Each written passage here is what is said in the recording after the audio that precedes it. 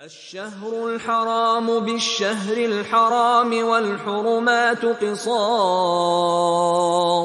فمن اعتدى عليكم فاعتدوا عليه بمثل ما اعتدى عليكم واتقوا الله واعلموا ان الله مع المتقين. الشهر الحرام بالشهر الحرام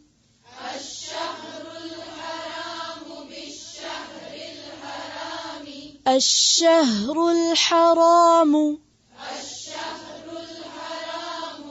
بالشهر الحرام الشهر الحرام بالشهر الحرام والحرمات قصاص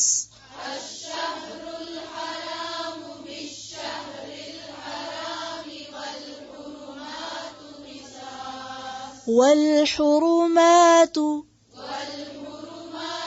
قصاص والحرمات قصاص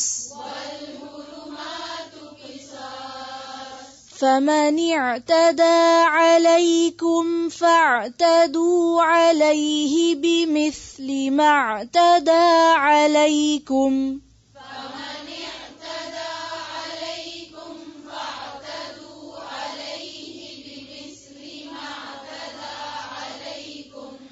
واتقوا الله واعلموا أن الله مع المتقين. واتقوا الله واعلموا أن الله مع المتقين. الشہر ماہ، الحرام حرام، ماہ حرام، بالشہر بدلے ماہ الحرام حرام کے، والحرمات اور حرمتوں کا، قصاص بدلہ ہے. فمن تو جو کوئی اعتدا زیادتی کرے، علیکم تم پر، فاعتدو تو زیادتی کرو، علیہ اس پر، بمثلی اسی طرح، ما جیسے، اعتدا اس نے زیادتی کی، علیکم تم پر، واتقوا اور ڈرو، اللہ اللہ سے، وعلموا اور جان لو، انا بے شک، اللہ اللہ، مع ساتھ ہے، المتقین متقی لوگوں کے. الشہر الحرام، الشہر کس کو کہتے ہیں؟ مہینے کو. مہینہ کیا ہوتا ہے؟ دو ہلال کے درمیان. اچھا، بعض لوگ پھر بکرا حلال کرنے کو بھی ہلال کر دیتے ہیں. بکرا حلال کرنا ہوتا ہے اور چاند ہلال ہوتا ہے. الشہر الحرام، حرام مہینے. حرام مہینے کون سے؟ وہ مہینے جن میں حج یا عمرہ ہوتا تھا اور لڑائی کرنا منع تھی، اور یہ دور جاہلیت میں بھی معلوم تھا. 3 مہینے حج کے اور اس کے بعد رجب کا مہینہ، ذی القعدہ، ذی الحج اور محرم، کیونکہ عام طور پر ذی القعدہ میں قافلے آتے اور محرم میں واپس جاتے، اس لیے محرم بھی حرام مہینوں میں شمار ہوتا، اور اس کے علاوہ رجب جس میں عام طور پر لوگ عمرہ کرتے تھے. فرمایا کہ حرام مہینے بدلے حرام مہینے کے. والحرمات، حرمات جو ہے یہ حرم کی جمع ہے، حرم. اور حرم کس کی جمع ہے؟ حرام کی. حرام سے حرم، حرم سے حرمات. تو حرمات کیا ہیں؟ زمان و مکان میں سے کوئی بھی چیز جس کا احترام کیا جائے. زمان، مکان. زمان مثلاً مہینے، مکان مثلاً مسجد حرام. مکان و زمان میں سے کوئی بھی چیز جس کا احترام کیا جائے. والحرمات، تو ذہن میں کیا آیا؟ والحرمات. ویسے تو میں نے کہا نا حرمتوں کا اردو ترجمہ. کیا سمجھ میں آیا آپ کو؟ حرمات کیا ہیں؟ حرام کردہ چیزیں، یعنی جن کا احترام کیا جائے. حرمت والی جگہیں، حرمت والے مہینے. ٹھیک ہے. والحرمات قصاص، ان کا بھی بدلہ لیا جائے گا. کیا مطلب؟ اگر کوئی بیت اللہ شریف کی حرمت پامال کرے گا تو اس کو چھوڑا نہیں جائے گا. قصاص کس کو کہتے ہیں؟ پیچھے جانا، بدلہ لینا. فمن اعتدی، تو جو کوئی زیادتی کرے، علیکم، تم پر. کس پر؟ مسلمانوں پر. فاعتدوا، تو زیادتی کرو، علیہ، اس پر. کتنی؟ بمثل ما اعتدی، اتنی جتنی اس نے تم پر زیادتی کی، علیکم. واتقوا اللہ، یہاں بھی کیا ضروری ہے؟ لڑتے وقت بھی تقوی. وَاعْلَمُوا، تاکید ہے، اور جان لو، اچھی طرح پتا ہونا چاہیے تمہیں، علم ہونا چاہیے. کس بات کا؟ ان اللہ، کہ بے شک اللہ تعالی، مع المتقین، تقوی والوں کے ساتھ ہے. متقین کے ساتھ ہے. اللہ کا ساتھ کس کو نصیب ہوتا ہے؟ اگر آپ چاہتے ہیں کہ آپ کو اللہ کا ساتھ نصیب ہو، مدد نصیب ہو، تو اس کے لیے کیا ضروری ہے؟ تقوی. اچھا، عام طور پر جب ہم کسی مشکل میں ہوتے ہیں تو ہم مشکل کو تو بلیم کرتے رہتے ہیں، یا انسانوں کے پیچھے پڑ جاتے ہیں، اس کی وجہ سے یہ ہوا، یا اس نے مجھے یہ کہا، یا وہ خراب ہے، یا وہ برا ہے. یہی کرتے نا. یا کہیں چوٹ لگی، اس چیز کو برا بلا کہنے لگ جائیں گے. کچھ یعنی جہاں سے ہمیں تکلیف، نقصان پہنچے گا، ہم اس کے پیچھے پڑ جائیں گے. اور کس کو بھول جائیں گے؟ خود کو. یہاں کیا قصور ہے؟ یہاں کیا غلطی ہے؟ ہمارا کیا گناہ ہے؟ تو اگر آپ چاہتے ہیں وہ تکلیف دور ہو تو ٹھیک ہے، اس کا ازالہ تو کریں گے، ہٹائیں گے اس کو. لیکن اس کے ساتھ زیادہ توجہ کس چیز پر ہوگی؟ اپنے آپ کی اصلاح کی. کیونکہ اگر ہمارے اندر تقویٰ ہوگا تو پھر کیا ہوگا فائدہ؟ اللہ کی مدد حاصل ہو جائے گی اور مشکل آسان ہو جائے گی اور مقابلہ کرنا آسان ہو جائے گا. تو کیا راز کیا ہے فتح کا، کامیابی کا؟ تقویٰ. مفلح ہونے کے لیے شرط تقویٰ. یہ پیچھے پڑھا نہیں؟ پڑھا ہے نا؟ کیا پڑھا؟ واتقوا اللہ لعلکم تفلحون. جس کو چاہیے کامیابی، جس کو چاہیے فلاح. اچھا، عموماً لوگ کامیاب ہونے کے لیے کیا حربے استعمال کرتے ہیں؟ کامیابی کے لیے ہم لوگ عموماً کیا طریقے اختیار کرتے ہیں؟ کیا ہتھ کنڈے استعمال کرتے ہیں؟ کیا ٹیکٹکس استعمال کرتے ہیں؟ اسمارٹنس دکھاتے ہیں، دوسرے کو دھوکہ دیتے ہیں، غلط ہتھ کنڈے استعمال کرتے ہیں، غلط طریقے اختیار کرتے ہیں، اور پھر وقتی طور پر کچھ کامیابی ہو جاتی ہے، غلط طریقے سے بھی آپ ایک چیز کو حاصل کرنے کی کوشش کرتے ہیں، لیکن الٹیمیٹلی نقصان ہوتا ہے. کہتے ہیں جھوٹ کے پاؤں نہیں ہوتے. جھوٹ بول کے آپ ایک دفعہ فائدہ اٹھا لیں گے، دوسری دفعہ شان بنا لیں گے، تیسری دفعہ تو آپ پکڑے جائیں گے. سمجھ گئے؟ یعنی جو شخص اپنے کاموں کی بنیاد جھوٹ، فریب، دھوکے اور دوسرے کے ساتھ غداری پہ رکھتا ہے، وہ کبھی حقیقی کامیاب نہیں ہو سکتا. اس کے کام میں کبھی برکت نہیں ہو سکتی. تو کامیاب ہونے کے لیے باہر نہیں، اندر کی اصلاح کی زیادہ ضرورت ہے. اسی لیے آپ دیکھیے کہ یہاں پر وَاعْلَمُوا، پہلے کہا وَاتَّقُوا اللَّهَ، بھی کافی ہے، ٹھیک ہے، اللہ سے ڈرو. پھر دوبارہ کہا وَاعْلَمُوا، کانشیسلی جان لو، معلوم کر لو، تمہیں پتا ہونا چاہیے، ان اللہ مع المتقین. اور یہی ہم بھول جاتے ہیں، ہمیں نہیں پتا ہوتا کہ اللہ تقوی والوں کے ساتھ ہے. ہم کیا کہتے ہیں؟ جس کی لاٹھی اس کی بہن، جس کے پاس آج پیسہ ہے، جس کے پاس دولت ہے، جس کے پاس یہ ہے، جس کے پاس وہی کامیاب ہے. غلط کار. وہ وقتی طور پہ کامیاب نظر آتے ہیں، لیکن دنیا میں ہی وہ سامان عبرت بنتے بھی نظر آتے ہیں. کیونکہ اللہ نے مہلت دے رکھی ہے نا، سیدھا کرنے والوں کو بھی کرنے دو اور جو الٹا کر رہے ہیں ان کو بھی کرنے دو. اس لیے اللہ فوراً پکڑتا نہیں، لیکن الٹیمیٹلی جو غلط کار ہوتا ہے وہ ایک دن ضرور پھنستا ہے. حضرت عمر کے پاس ایک شخص لایا گیا چوری میں. اس نے کہا نہیں مجھے معاف کر دے، میں نے پہلی دفعہ چوری کی. کہا کہ نہیں، اللہ پہلی دفعہ چوری کرنے والے کا پردہ رکھتا ہے. پھر وہ مان گئے کہ ہاں تیسری دفعہ کی. تو بات یہ ہے کہ اللہ تعالیٰ پردہ رکھتا ہے، پھر چانس دیتا ہے، باز آ جاؤ، چھپ کے کر رہے ہو جو گناہ چھوڑ دو، باز آ جاؤ. پھر اور جب انسان باز آ جاتا ہے تو اللہ ڈھانک دیتا ہے، غفور الرحیم ڈھانک دیتا ہے. وہ دھندلا ہو جائے گا نا پیچھے بیک گراؤنڈ میں، بس آپ خود ہی دیکھیں گے، اللہ تعالیٰ چھپا دے گا، اوروں کو نہیں دکھائے گا. ٹھیک ہے، لیکن یہ کیا تھا نا. انسان کہے گا اب تو میں ڈوبا، تو اللہ تعالیٰ کہے گا کہ جیسے دنیا میں نے تیرا پردہ رکھا میں آج بھی رکھتا ہوں اور میں تجھے معاف کرتا ہوں. تو توبہ کا یہ فائدہ ہے. لیکن اگر کوئی باز نہیں آتا اپنی حرکتوں سے، وہ پرانی غلط کاریوں کو پلٹ پلٹ کے کرتا رہتا ہے، پھر اللہ پردے کھول دیتا ہے، وہ پکڑ ہو جاتی، وہ دنیا میں بھی رسوائی ہو جاتی. وَاعْلَمُوا جان لو ان اللہ بے شک اللہ تعالیٰ مع المتقین تقوی والوں کے ساتھ ہے. اللہ کی مدد شامل حال رہے گی جب تک تمہارے دلوں میں خدا کا خوف رہے گا. الشہر الحرام بالشہر الحرام، حرام مہینے کے بدلے حرام مہینہ. اس کا کیا مطلب ہے؟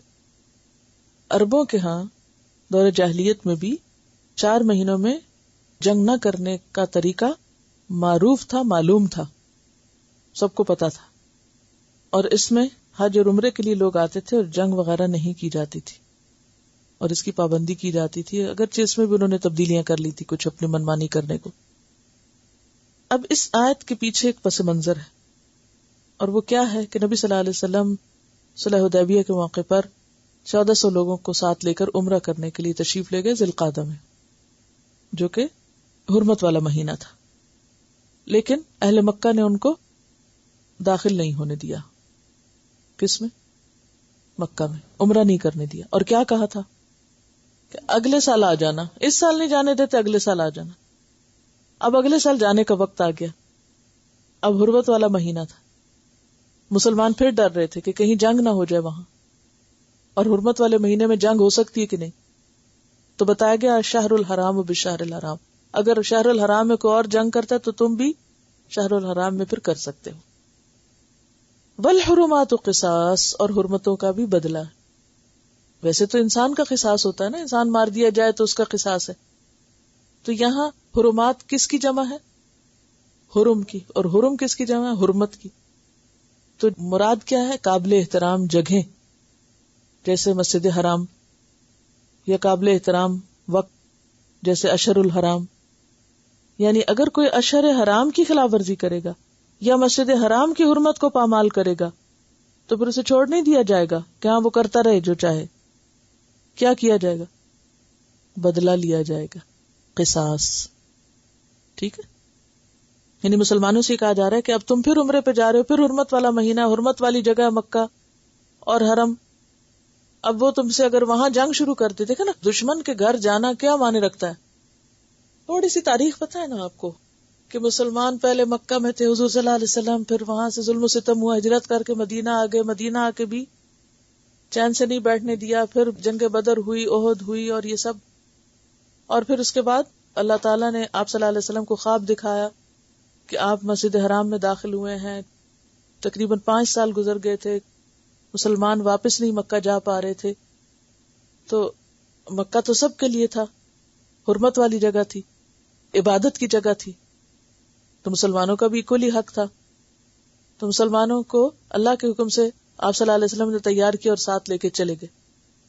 جب وہ قریب پہنچے تو انہوں نے کہا ہم تو اندر بالکل نہیں آنے دیں گے. اور پھر آپ کو معلوم ہے حضرت عثمان کے قتل کی خبر مشہور ہوئی، اور پھر وہ وہاں معاہدہ ہوا جس کو صلح حدیبیہ کہا جاتا ہے. پھر یہ طے ہوا کہ اگلے سال آ کے عمرہ کر رہے. مسلمان قریب پہنچ کے واپس آ گئے. احصرتم والی بات اسی سے ریلیٹڈ ہے کہ گھیر لیے گئے. اور اسی موقع پر آپ صلی اللہ علیہ وسلم نے پھر قربانی کر دی تھی اور احرام کھول دیا تھا. اور پھر ایک عام حکم دیا گیا کہ اگر کوئی اور بھی آئندہ روکا جائے، مسجد حرام میں داخل نہ ہونے دیا جائے احرام کی حالت میں، تو وہ کیا کرے؟ قربانی کر کے احرام کھول دے، دم دے دے، عام لفظوں میں. سمجھ گئے بات؟ تو یہاں بھی کیا کہا جا رہا ہے؟ اب تم جا رہے ہو حرام مہینے میں، اور وہاں پر بھی حرمت کا احساس کرنا چاہیے. لیکن چونکہ تم جا رہے ہو دشمنوں کے گھر، یعنی دشمنوں کے چنگل میں ایک طرح سے جا رہے ہو. مکہ میں سارے آپ کے مخالف تھے جو بار بار جنگیں کرنے آ رہے تھے. اب انہی کے شہر میں جا کے عمرہ کرنا بھی کوئی خطرے سے خالی تو نہیں تھا نا. کسی بھی دشمن کے گھر جانا کیا معنی رکھتا ہے؟ چاہے آپ کا گھر آپ خطرے میں ہے. اب مسلمانوں کے ذہن میں سوال ہے کہ اس حال میں ہمیں دفاع کرنا ہے اپنا کہ نہیں کرنا؟ حرمت والا مہینہ ہے، حرمت والی جگہ ہے. تو اس کا جواب ہے یہ آیت کہ کیا ہے؟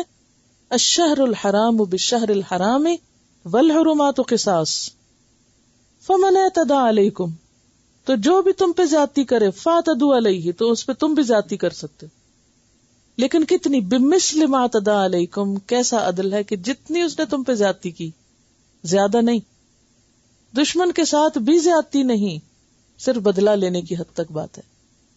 واتقوا اللہ، اور اللہ سے ڈرو، پھر تقوی کی بات، وَاعْلَمُوا، اور جان لو، ان اللہ مع المتقین، اللہ تقوی والوں کے ساتھ، اگر تمہارے اندر تقوی ہوگا اللہ تمہارا ساتھ دے گا۔ تقوی کیا ہوتا ہے؟ خدا کے خوف سے غلط بات نہ کرنا، کسی پہ الزام نہ دھرنا، خدا کے خوف سے کسی کا حق نہ روکنا، اس کو اس کے حق سے منع نہ کرنا۔ جب انسان کے اندر اللہ کا ڈر آ جاتا ہے نا، پھر اس کی زندگی سے جھوٹ، فریب، دھوکہ دہی سب نکلنے لگتا ہے۔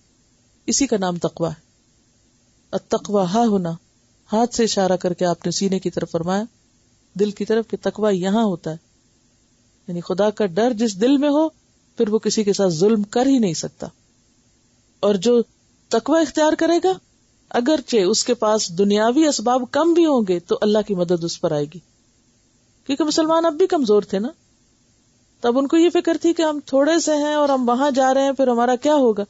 تمہارے ساتھ اللہ کی مدد ہوگی، لیکن اللہ کی مدد کب اور کس وقت کسی کے ساتھ ہوتی؟ جب اس کے اندر تقویٰ ہوتی۔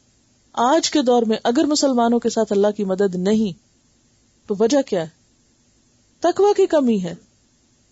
ہم دوسروں کو باہر بلیم کرتے رہتے ہیں، ہمیں اپنی فکر کرنی چاہیے اور اپنی اصلاح کی طرف توجہ دینی چاہیے۔ آج اگر ہم مسلمانوں کی ساری کوششیں ناکام ہو رہی ہیں تو اس کی بنیادی وجہ ان کے اپنے اندر کی کوتاہی ہے۔ دوسروں کی پلاٹنگ اور پلاننگ وہ تو ہر دور میں رہی، ہر کوئی اپنے مفادات کو بچانے کے لیے سوچتا ہے، تدبیر کرتا ہے، اس کو تو آپ نہیں روک سکتے۔ اگر آپ کا دشمن اپنے مفاد کو بچانے کے لیے تدبیر کر رہا ہے تو یہ اس کا حق ہے، اللہ نے آپ کو بھی عقل دی ہے، تدبیر کرے۔ لیکن یہ رونا روتے رہنا، فلاں ہمارے خلاف سازش کر رہا ہے، فلاں سازش کر رہا ہے، اور اپنی فکر نہ اور نہ اپنی خبر ہو کہ ہماری کوتاہیاں کیا ہیں، تو اس سے کبھی حال نہیں بدلا کرتا۔ اور ویسے بھی اللہ تعالیٰ نے مسلمانوں کو دنیا میں لڑنے والا بنا کے نہیں بھیجا اور جنگیں کرنے کے لیے نہیں بھیجا۔ کس لیے بھیجا ہے؟ کہ وہ اللہ کا پیغام بندوں تک پہنچائیں، اور پیغام انسان اس کو پہنچا سکتا ہے جس کے ساتھ خیر خواہی ہو، نفرت نہ ہو۔ جنگ ہمیشہ نفرت پھیلاتی ہے، تو مسلمان نفرتوں سے بچتا ہے۔ جنگ ضرورت کے وقت کرتا ہے، جنگ اس کی زندگی کا مقصد نہیں ہوتا۔ قرآن پاک میں یہاں پر بھی کیا فرمایا کہ جس کے اندر تقویٰ ہوگا اس کو اللہ کی مدد حاصل ہوگی۔ سورۃ النحل میں آتا ہے ان اللہ مع الذین اتقوا والذین هم محسنون، بے شک اللہ ان لوگوں کے ساتھ ہے جو تقویٰ اختیار کرتے ہیں اور وہ جو محسن ہیں۔ تقویٰ کے ساتھ اور کیا چیز اللہ کی مدد کا مستحق بناتی ہے؟ احسان۔ تو احسان کس چیز کا نام ہے؟ دوسروں کے ساتھ زیادتی کرنے کا نام۔ احسان نام ہے اس چیز کا کہ دوسرے زیادتی کر بھی جائیں تو برداشت کر جاؤ، صبر کرو، اور جواب میں پھر بھی اچھا کرو، حق سے زیادہ دینا۔ اسی طرح حضرت موسیٰ اور ہارون علیہ السلام کو اللہ سبحانہ وتعالیٰ نے فرمایا اننی معکما اسمع و ارا، جاؤ فرعون کے دربار میں تمہارے ساتھ ہوں، میں سن بھی رہا ہوں، دیکھ بھی رہا ہوں۔ تو تقویٰ والے تھے نا، اس لیے ساتھ ہوں۔ پھر اسی طرح حضرت ابوبکر صدیق کو آپ صلی اللہ علیہ وسلم غار ثور میں کیا کہہ کے تسلی دے رہے تھے؟ اللہ ہمارے ساتھ ہے، مت ڈرو، ان اللہ معنا۔ یہ اتنے یقین کے ساتھ کون کہہ سکتا ہے جب دشمن ساتھ ہو کھڑا؟ کون کہہ سکتا؟ جس کے دل میں تقویٰ ہو۔ پھر اسی طرح ویسے تو اللہ تعالیٰ ہر ایک کے ساتھ ہے، اقرب ہے حبل الورید سے، لیکن حقیقی مدد بندے کے پاس اللہ کی طرف سے اس وقت آتی ہے جب بندہ اپنے آپ کو خالص کر لیتا ہے اللہ کے لیے، اپنی نیت کو خالص کر لیتا ہے، اپنے عمل کو درست کر لیتا ہے اور اپنے اندر تقویٰ پیدا کرتا ہے۔ اور تقویٰ کیا ہے؟ اللہ کی نافرمانی سے بچنا، چاہے اندرونی یا بیرونی کتنے بھی اسباب ہوں، صرف اللہ کی خاطر غلط کام نہ کرنا۔